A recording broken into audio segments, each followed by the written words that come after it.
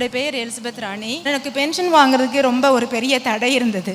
ஏன்னா என் ஹஸ்பண்ட் கூட இல்லை, அதனால் ரொம்ப பிரச்சனையாக இருந்துச்சு. ஒன்று டைவர்ஸ் வாங்கிட்டு வரணும், இல்லை ஆதார் பாஸ்போர்ட் வாங்கிட்டு வரணும். இது ரெண்டுமே எனக்கு பாசிபிள் இல்லை.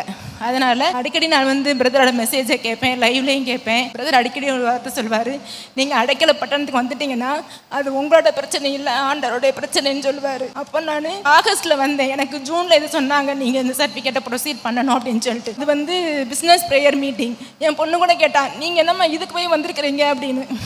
நான் அவள்கிட்ட சொல்லலை, நான் இதுக்காக தான் வர்றேன். நான் சொன்னது கர்த்தரை நம்பி வந்தேன் அப்படின்னு சொல்லிட்டு. ஸோ பிஸ்னஸ் ப்ரேயர் மீட்டிங் வந்தேன், பிரதரை சந்தித்தேன். அப்போ பிரதர் சொன்னார், நான் உன்னோடே கூட இருந்து செய்யும் காரியம் பயங்கரமாக இருக்கும் என்று சொல்லி ஒரு வாக்குத்தத்த வசனத்தை சொல்லிட்டு, நீ போமா, மனுஷருடைய கண்களில் தயவை உண்டு பண்ணுவார் என்று சொன்னார்.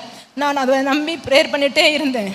நீங்கள் நம்ப மாட்டீங்க, மார்ச் மாதம் நான் போய் என்னுடைய ஆஃபீஸில் போய் செக் பண்ணேன். எதுக்கும் போய் செக் பண்ணலாம் அப்படின்னு சொல்லிட்டு, என்ன பண்ணுறது ஏது பண்ணுறது எனக்கு தெரியல, என்னன்னு போய் கேட்கலாம் போது கவர்மெண்ட்லேருந்தே ஆர்டர் வந்தது, கமிஷனர்கிட்ட இருந்து, லேடிஸ்க்கு இந்த மாதிரி நிறைய பேர் இருக்கிறாங்க, நீங்கள் எதுவுமே ப்ரொசீட் பண்ண வேணாம், just write one letter and we will give you the pension சொல்லிட்டாங்க. கர்த்தர் அற்புதமாய் வழிவாசலை திறந்தார். கர்த்தருக்கே கோடான கோடி நன்றி. போன மாதம் நான் ஃபஸ்ட்டு பென்ஷனை வாங்குறதுக்கு கர்த்தர் திருப்பி செய்தார். பிரதருக்கும் கோடான கோடி நன்றி. நான் திருப்பூர்லேருந்து வருகிறேன். என்னுடைய பெயர் முல்லை கஸ்தூரி. என்னுடைய சகோதரனுடைய இளைய மகளுக்கு 5 வருஷமாக குழந்தை இல்லாதபடி இருந்தது. நான் ஒவ்வொரு நேரமும் அன்பரின் பாதத்தில் வரும்போதெல்லாம் அவளுக்காக நாங்கள் ஜெப குறிப்பு எழுதி வைத்திருந்தோம். அது மாத்திரமில்லை, கோயம்புத்தூரில் குடும்ப ஆசீர்வாத ஜெபத்தில் போன வருஷம் நான் ஆகஸ்ட் மாதம் கலந்துருக்கும் போதும் நான் எழுதி வச்சுட்டு போனேன். அதே நேரத்தில் அண்ணன் சொன்னாங்க, அந்த ஆகஸ்ட் மாதம் கர்ப்பத்தின் கனி இல்லாதவங்களுக்கெல்லாம் அன்று கர்ப்பத்தின் கனியை கொடுக்குறாங்க, நீங்கள் சுகதரிச்சு கொள்ளுங்கன்னு சொல்லி சொன்னாங்க. அப்போ நான் அதற்காக விசேஷமாக அந்த நேரத்தில் எங்களுக்கு கண்ணீரோடு ஜெபித்து நாங்கள் கடந்து போனோம். அடுத்த மாதமே அவள் கர்ப்பவதியான. அது மாத்திரமில்லை, என்னுடைய மகளுடைய ஃப்ரெண்டு 3 வருடமாக குழந்தை இல்லாதபடி இருந்தது. அந்த பிள்ளைக்காகவும் நாங்கள் அதிகமாக ஜெபித்தோம்.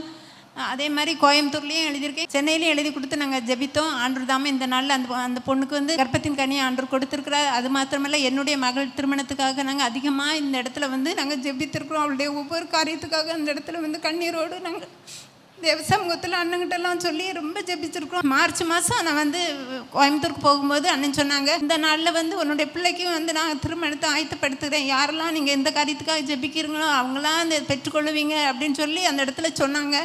நான் எஸ்ஸப்பா, நீங்கள் எனக்கு தான் சொல்கிறீங்க. அந்த இடத்துல நான் அதை சுதந்திரித்தேன். போன மாதம் அவளுக்கு நிச்சயம் நடக்க தேவன் கிருபை செய்திருக்கிறார். இந்த மாதம் 29ஆம் தேதி திருமணத்தை தேவன் ஆயத்தப்படுத்தி தந்திருக்கிறார். மனுஷர்கள் மறந்த போதிலும் தேவன் எங்களை மறவாதபடி எங்களுக்காக ஜெபிக்க தேவன் கிருபை செய்தார். அதற்காக இவருக்கு நன்றி சொல்லி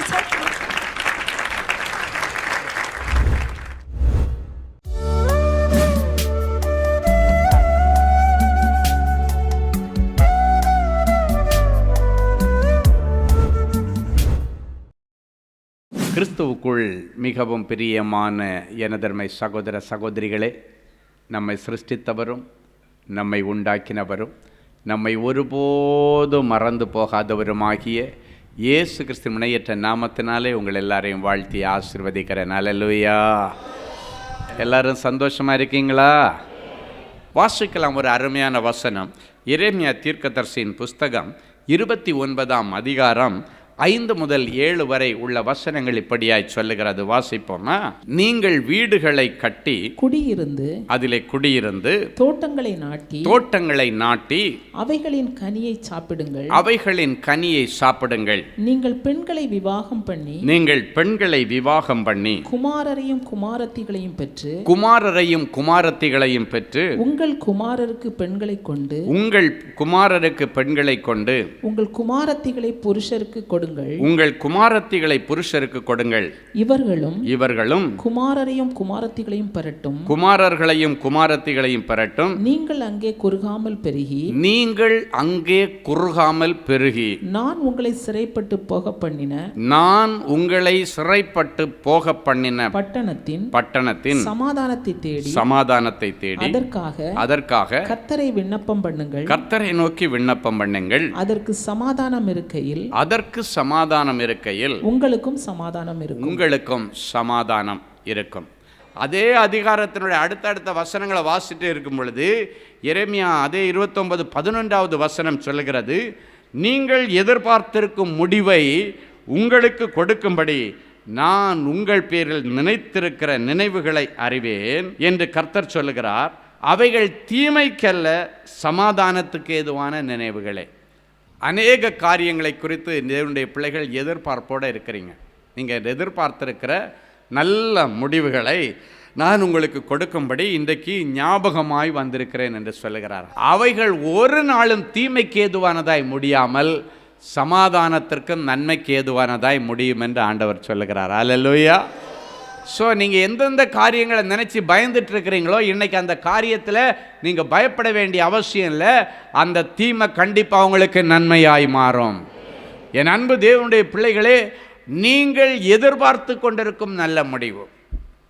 நிறைய காரியத்தில் ஆண்டவரே என் பிள்ளைக்கு திருமணம் வச்சுருக்கிறேன், எனக்கு பணம் கொஞ்சம் பத்தலை, எனக்கு நிறைய கடன்காரன் இருக்கிறான், இதை வாங்கி அவனுக்கு கிடச்சிடணும், அதை வாங்கி இவனுக்கு கிடச்சிடணும், எனக்கு இந்தந்த இடத்துல இந்த பணம் வர வேண்டியது இருக்குது, இதெல்லாம் வரல, எல்லாமே அங்கங்கே மாட்டிட்டு ஸ்டக்காகி கிடக்குது, இதெல்லாம் வந்தால் நல்லா இருக்குமேன்னு எல்லாரும் ஒரு எக்ஸ்பெக்டேஷனில் தான் இருப்பீங்க. இது வந்தால் இதை வச்சு இதை பண்ணிடலாம், இதை வந்தால் இதை வச்சு இதை பண்ணிடலாம். ஆனால் ஒரு இடம் மிஸ் ஆகிடுச்சுன்னா எல்லாமே மிஸ் ஆகிடும். அப்போ ஆண்டவர் சொல்கிறாரு, நீங்கள் எதிர்பார்த்து கொண்டிருக்கிற நல்ல காரியத்தை எல்லாம் இன்றைக்கி நானே உங்களுக்கு முன்ன நின்று மூவ் பண்ணி விடுவேன். நிறைய பேர் நிற்கிற இடத்துல ஸ்டக்காகி நிற்கிறீங்க, அடுத்த ஸ்டெப்பு எடுத்து வைக்க முடியாமல் இருக்கிறீங்க. ஆண்டவர் சொல்கிறாரு, இல்லை, உன்னை நகர்த்தி அழகாக உன்னை உயர்த்தி கொண்டு போவேன்னு சொல்கிறார். ஆமேன். உங்களுக்கு மட்டும் இல்லை, உங்கள் கற்பத்தில் வளர்ந்து கொண்டிருக்கிற பிள்ளைக்கும் ஆண்டவர் ஒரு திட்டத்தோடு தான் வந்திருக்கிறார். ஆமேன். அவைகள் என்ன பண்ணுமா? உங்களுக்கு வளமான எதிர்காலம் அப்படின்னா இங்கிலீஷில் பிரைட்ஃபுல் ஃப்யூச்சர் என்று சொல்லப்பட்டிருக்கிறது. கடந்த நாட்களில் ஒரு வளமான எதிர்காலம் இருந்து எல்லாத்தையும் நீங்கள் ஸ்பாயில் பண்ணியிருக்கலாம். இப்போ மேலே ஓஹோன்னு இருந்துட்டு இன்றைக்கி ஒன்றும் இல்லாத நிலைமைக்கு வந்திருக்கலாம். மறுபடியும் ஆண்டவர் உங்களுக்கு ஒரு வாய்ப்பு கொடுக்க விரும்புகிறார். உங்களுக்கு வளமான ஒரு எதிர்காலத்தையும் நம்பிக்கையும் உங்களுக்கு அளிப்பதற்கான நல்வாழ்வின் திட்டங்களோடு வந்திருக்கிறார்.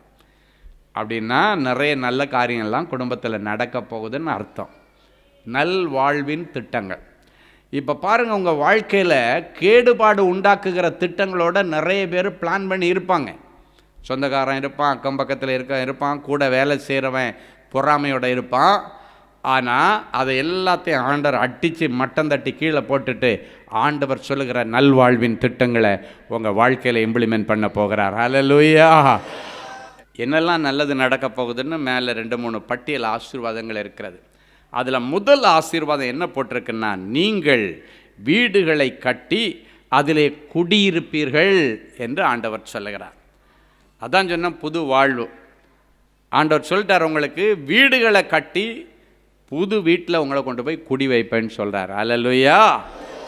வீடுகளை கட்டி அதிலே குடியிருப்பீர்கள் அப்படின்னா என்ன அர்த்தம்னா, உங்களுக்கு வீடு கட்டி கொடுக்கறதுக்கு நான் ஏற்பாடு பண்ணுவேன் அப்படின்னு அர்த்தம். ஆண்டவர் ஒரு நாள் இப்படி தான் தாவீதை கூப்பிட்டு தாவீதினிடத்தில் ஒரு தீர்க்கதரிசி அனுப்பி விடுறார். நாத்தான் என்று அவனுடைய பெயர். தாவீதை பார்த்து நான் சொல்கிறத போய் சொல்லினார். என்னன்னு கேட்டால், தாவீதே, உனக்கு நான் ஒரு வீடு கட்டுவேன் என்று சொல்லுகிறார். உனக்கு நான் ஒரு வீடு கட்டித்தர தீர்மானிச்சிருக்கிறேன். ஒருவேளை பெற்றோர்கள் எனக்கு 3 பிள்ளைங்க, 3 பிள்ளைகளுக்கும் ஒரே வீட்டில் 3 பெட்ரூம் கட்டிகிட்டு இருக்கிறேன்னு நீங்கள் நினைக்கலாம். ஆளுக்கு வந்து அவங்க வந்து தங்கினாங்கன்னா ஆளுக்கு ஒரு ரூம் அப்படின்னு நீங்கள் நினைக்கலாம். ஆனால் ஆண்டவர் அப்படி கொடுக்க மாட்டார். உனக்கு 3 பிள்ளைங்கன்னா 3 பேருக்கு தனித்தனியாக வீடு, 5 பிள்ளைங்க இருக்காங்கன்னா 5 பேருக்கும் தனித்தனியாக ஆண்டவர் வீடு கட்டி கொடுப்பார். அல்லேலூயா. ஆண்டவர் பொய் சொல்கிற தேவன் அல்ல, அவர் சொன்னதை சொன்னபடி செய்கிறவர். அவர் வாக்கு மாறாத ஆண்டவர் என்று வேதம் சொல்கிறது. அப்போ அதுக்கான சிறப்பு ஏற்பாடுகள் எல்லாம் ஆண்டவர் இன்னைக்கு செய்ய ஆரம்பிச்சிருவார். ஆண்டவர் சொல்லியிருக்கார்ல, சிறியவனை புழுதியிலிருந்து எடுத்து எளியவனை குப்பமேட்டிலிருந்து உயர்த்தி அவர்களை ராஜாக்களோடும் பிரபுக்களோடும் உட்கார வைத்து அழகு பார்க்கிறவர் உனக்கு கண்டிப்பாக அந்த காரியத்தை செய்வார். அல்லேலூயா. ஆண்டவர் வந்து ஆதாமுக்கு கொடுத்த ஃபஸ்ட்டு கிஃப்ட் என்ன தெரியுமா? அவனை படைச்சி அவனுக்கு முதல்ல ஆண்டவர் கொடுத்த கிஃப்ட் என்னென்னா, அவனுக்கு மனைவி கொடுக்கறதுக்கு முன்னாலேயே அவனுக்கு ஒரு வீடை தான் கிஃப்ட் பண்ணார். ஆமேன். வேதம் சொல்லுகிறது, கிழக்கே ஏதேன் என்னும் ஒரு தோட்டத்தை உண்டாக்கி தான் உருவாக்கின மனுஷனை அங்கே கொண்டு போய் குடி வச்சாராம். அப்படின்னு அவனுக்கு தோட்டம் துறவுகளோட ஒரு அழகான வீட்டை ஆண்டவர் கொடுத்தார். உங்களுக்கும் அப்படியே தருவார். ஆமேன். ஆமாம், ஒருவேளை நீங்கள் லீஸில் இருக்கலாம், இல்லைன்னா வாடகை வீட்டிலே இருக்கலாம். வாடகை கொடுக்க முடியாமல் கஷ்டப்படலாம். வாடகை கொடுக்க கஷ்டப்படுறேன் பிரதர், நான் எங்கே பிரதர் பெருசாக வீடு கட்டுறது? ஆண்டவர் கட்டி தருவார். நீங்கள் எதுக்கு கட்டணும்? நீங்கள் நல்லா உண்மை உத்தமமாக ஆண்டவர்கிட்ட உழைச்சிங்கன்னா ஆண்டவர் கட்டி தருவார். என் அன்பு தேவனுடைய பிள்ளைகளே, இன்னைக்கு வரைக்கும் உன்னுடைய வாழ்க்கையிலே தரித்திரமும் வறுமையும் பஞ்சமும் தலைவிரிச்சு ஆடி இருக்கலாம். இன்னைக்கு பிறகு ஆண்டவர் ஒரு புதிய வாழ்க்கை உங்களுக்கு கொடுக்க போகிறார். ஆமேன். நெகேமியா 9ஆம் அதிகாரம் 25வது வசனம் சொல்லுகிறது, அவர்கள் அரணான பட்டணங்களையும் செழுமையான பூமியையும் கட்டிக்கொண்டு சகலவித உடைமைகள் நிறைந்த வீடுகளையும் சுதந்தரித்து கொண்டு புசித்து திருப்தியாகி கொழுத்து ஆண்டவருடைய பெரிய தயவினால் செல்வமாய் வாழ்ந்தார்கள். அப்படின்னா என்ன அர்த்தம்னா, ஆண்டவர் ஒரு வீடு கட்டி கொடுத்துட்டாருன்னா அந்த வீட்டில் நீங்கள் செல்வமாக எப்படி வாழ்வீங்களாம்? புசித்து திருப்தியாகி கொழுத்து உம்முடைய பெரிய தயவினால் செல்வமாய் வாழ்வீர்கள். ஆண்டவர் ஒரு வீடை கொடுத்துட்டு அங்கே போய் சாப்பாட்டுக்கு வழி இல்லாமல் உங்களை வைப்பாரா? வைக்க மாட்டார். ஆனால் சிலர் சொல்லுவாங்க, வாடகை வீட்டில் இருக்கும்போது கூட நான் நல்லா இருந்தேன் பிரதர், சொந்த வீட்டுக்கு வந்ததுக்கப்புறம் நான் ரொம்ப கஷ்டப்படுறேன் அப்படின்வாங்க.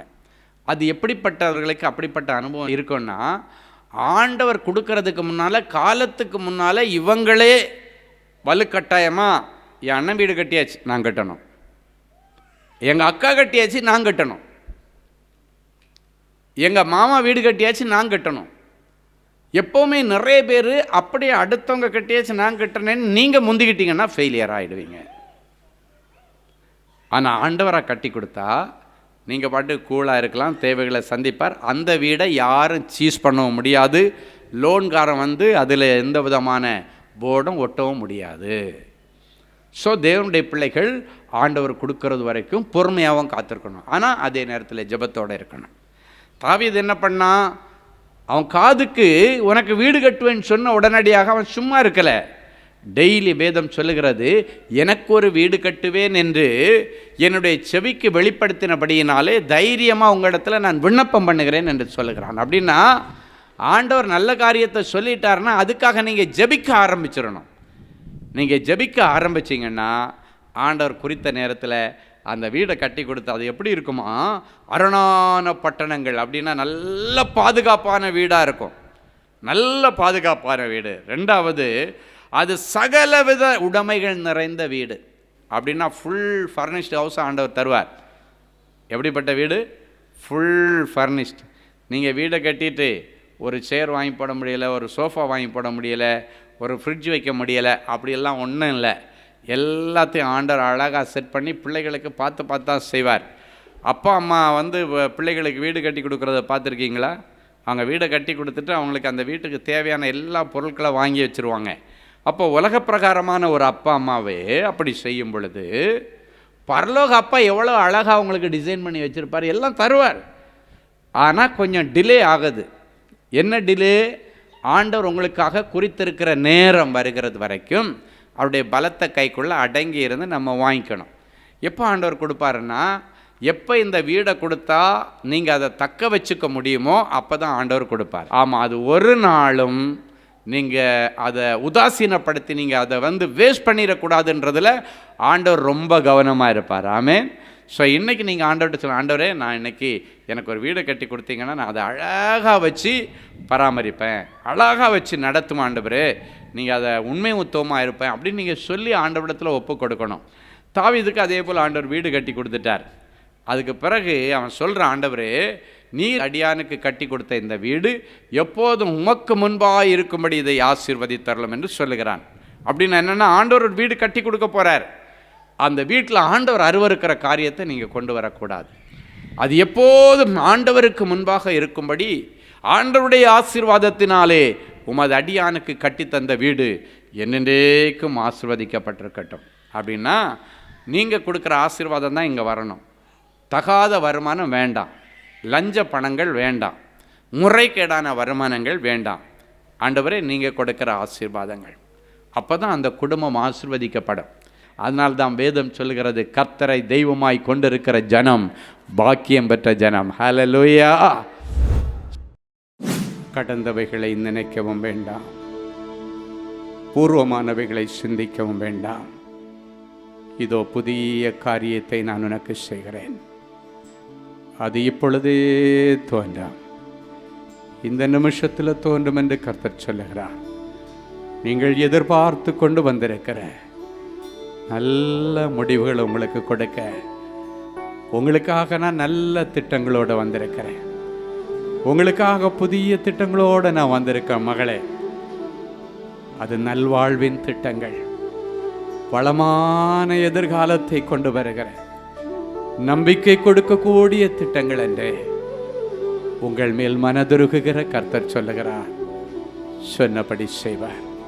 அப்பா, வயல்களை உண்டாக்கி திராட்சை தோட்டங்களை நாட்டுவீங்கன்னு சொன்னீங்களே, நீங்கள் குடியிருக்க வீடுகளை கட்டி சந்தோஷமாக குடியிருப்பீங்கன்னு சொன்னீங்களே, எந்தெந்த பிள்ளைங்க ஆண்டவரே, எனக்கு குடியிருக்க ஒரு சொந்த வீடு இல்லை, வாடகை கூட கொடுக்க முடியாமல் நான் ரொம்ப கஷ்டப்படுறேன், ரொம்ப வேதனைப்படுறேன் ஆண்டவர், எனக்கு ஒரு சொந்த வீடு தாங்க ஆண்டவரே என்று கண்ணீரோடு நிற்கிற பிள்ளைகளுக்கு நான் உனக்கு ஒரு வீடு கட்டுவேன் என்கிற வார்த்தையை ஆண்டவர் சொல்லிட்டீங்கப்பா. எந்த ஊரில், எந்த இடத்துல, எந்த தெருவில், எத்தனை ஸ்கொயர் ஃபீட்டில் என் பிள்ளைகளுக்கு வீடோ அந்த இடத்துல இவங்க பேரை சொல்லி இப்பொழுது கொடி நாட்டப்படுகிறதற்காய் ஸ்தோத்திரம். என் பிள்ளைகளுடைய பெயரை எழுதி அந்த இடத்துல ஆண்டவர் கொடி நாட்டிட்டு இதுக்கு மேலே யாரும் அதை சுதந்திரிக்காதபடிக்கு என் பிள்ளைகளுக்காகவே அதை நிர்வகித்திருக்கிறபடியினால் உங்களுக்கு நன்றி அப்பா. பெரிய காரியங்களை செய்யும் இயேசுவின் மூலம் பிதாவே. ஆமேன், ஆமேன், ஆமேன்.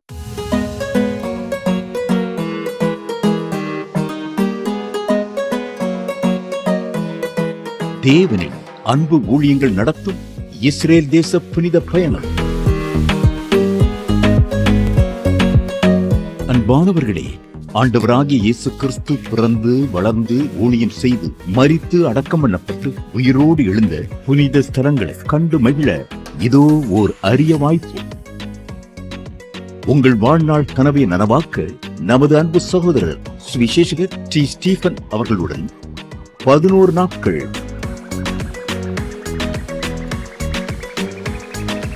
எகிப்து,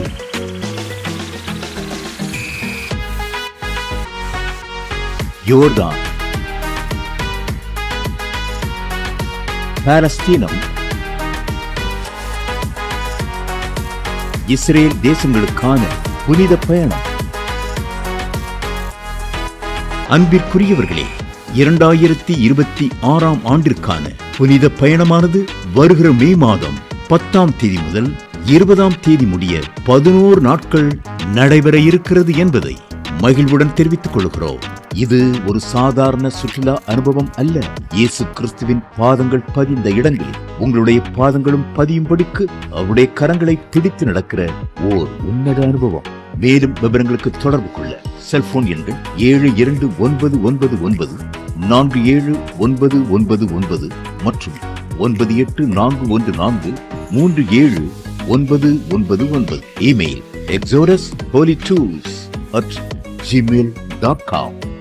வெப்சைட் www.exodusholytours.com.